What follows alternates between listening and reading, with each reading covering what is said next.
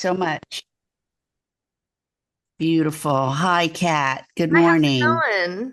Hi, good. Thank you. I'm Valerie Milano. I'm the senior editor of the Hollywood Times, and I'm here in Los Angeles. Where are you at right now? I'm also here in Los Angeles, Oh, beautiful. Okay. West Hollywood Times. Okay. Yeah, I'm in Los Feliz area. That's where I Oh, I live. love it over there. Yeah, I do too. It's quite beautiful. But yeah, so you're stepping into the spotlight with your debut. I want to talk a little bit about your music, and I was told that it was okay. Of course, With yeah. your debut EP Glass Jaw in 2025. Can you tell us about the emotional or creative core behind the project? Oh, yeah, I love that. So Glassjaw, that is fighters, like a boxer's metaphor. It's about like getting knocked down and essentially shattering. I started this project when I was dropped from a label, left New York, moved to LA. Basically had to start over and find my will to make art again and my voice. So the whole thing is sort of from the bottom, getting up. My latest single is called Dancer, also in the metaphor of a boxer. And it's all about choosing to get up and dance even when you feel like you're getting knocked down over and over again. It's super macabre in the story if you really look at the lyrics, which are my favorite part of writing music.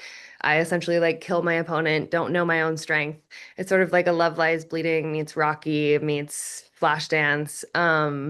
But it's to remind us that we have fight in us still, because I think like the our internet culture sort of breeds like a lot of apathy, the way we get too much music thrown at our face every day. We forget like that live energy of essentially rock and roll and pop music. And I made the film around it to inspire people to have that energy to fight. Yeah, I know your lead single, Cinderella, is already out, and I know we just talked about Dancer, it just dropped. How do these two tracks set the tone for the rest of the EP? They're really sort of just they're setting the tone by being autobiographical, honestly. They're both in narrative because I think as an actor I can't help but write these like filmic stories. But they're both stories that I've lived. So I'm sort of also writing characters that I haven't been cast as yet. So in Cinderella, I referenced Cinderella as this femme fatale, but in the music video that I made, I played Jared, who is her lover who obsesses over her. And I've obviously not gotten to be cast as like the Elvis of my own life yet. So I put myself in that role. And then in Dancer, I'm playing this hardcore boxer. So they're things that I would need to express because I haven't gotten the chance to yet. And the songs that are coming are a continuation of that level of energy that I feel like I haven't been given a platform or that I've been underestimated for having. I'm going to just ask one more question about your music, and then we'll get on into the movie. You've toured with artists like LP, Verite, and G Flip. What did you learn, or if you did you learn from those experience that's shaping how you approach your own headline tour this fall? That's major. LP was my very first tour ever for rooms of like 2,500 people, and LP is a consummate live performer. Same thing with G Flip, same thing with Verite. Like they're all incredible in-person performers. And I think what I learned is that I wanted to write music for audiences of that size. And that's what this EP really is it's not leaning into the, although amazing, like Billie Eilish side of pop music that's so intimate and soft. I really wanted to write music for the stage that I could perform at that size for people that would come and see it. So it's really just fully embodied power pop. Beautiful. Maybe I can see your show one day. I hope you do. It's at the Yeah, Echo on October 6th. We'll see you very there. close. Thank you. I saw that. Yeah, I'd love to. So you're leading the new series, Star People. What drew you to that role, and what can audiences expect from the show's vibe or message? So the film actually really inspired me in it was very in line with everything I'm doing with my music and my EP right now. It's a character I haven't gotten the chance to play. It's somebody who, as the lead, is the person that you as the audience are really feeling like is you. And in all of my past work, I've had like such an incredible opportunity to play many different shape-shifting, chameleonic people, but usually essentially character acting and being this like larger than life illustration of a person. And in Star People, I'm really just myself going through these circumstances. It gave me the opportunity to perform really subtly because the script gives me so much and the people that I'm acting alongside are giving me so much. I can't say enough about this incredible cast or our DP Adrian or and also the way that Adam just like led us through this experience and trusted us all so much to trust his script. I I'm so lucky that it's my first leading role and I'm so proud of it. Yes, I was one of the lucky ones that's seen it, and I've spoken with Adam, and I'm pretty excited for you guys as well. Thank you. You recently starred in On Swift Horses alongside some major talent. How was that experience different from your past screen roles, or was it? It was pretty similar, to be honest, although obviously people color the experience every time. And Jacob Elordi, Will Poulter, Daisy Edgar Jones, they were all incredible. I think when you have a great script and you have an indie film, it's usually sort of inevitable that the people who sign up to do it love it.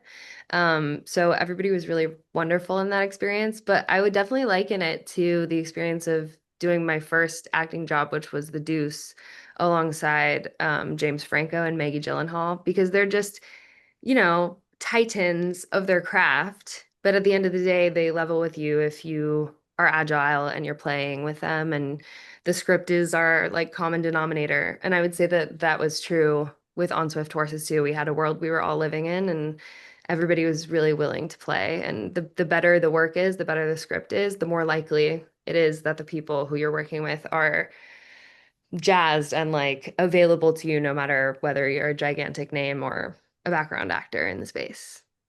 Your work consistently explores themes of queerness, resilience, and identity. How do those themes show up in Glassjaw or Star People? Ooh, so I'll start with Star People. Star People wasn't necessarily written for a queer person.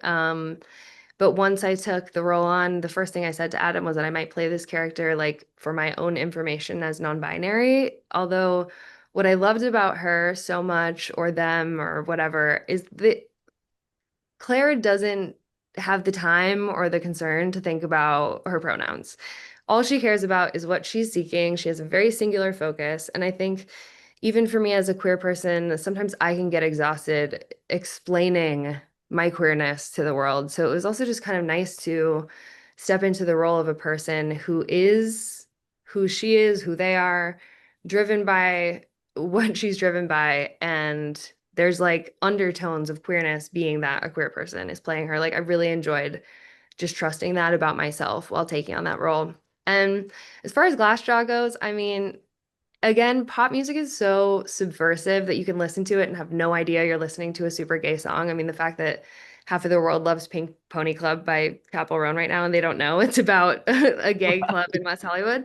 And I think that's really similar to my project, but also like the ballad on the project is called Pin Up Boy and it's about me. So there are themes of transness, there are like themes of my gender identity throughout it. But when you listen to the music, it's just a bop and you're gonna love it and you're gonna want to sing along. And that's been evidenced by people's children who are just running around singing the songs. And I think that's so beautiful that music can do that by like accidentally helping you to empathize with people. And I think our film does that too.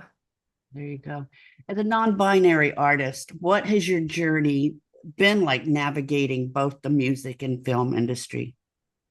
It's been interesting. I think that, for me, it was a no-brainer to come out as non-binary and to just be who I am in the world. I think my greatest fear is to have to come out as who I am. So I just led with it my whole career, which means that I didn't ever really face a lot of discrimination because I set the bar, at least not discrimination I had to see or feel directly.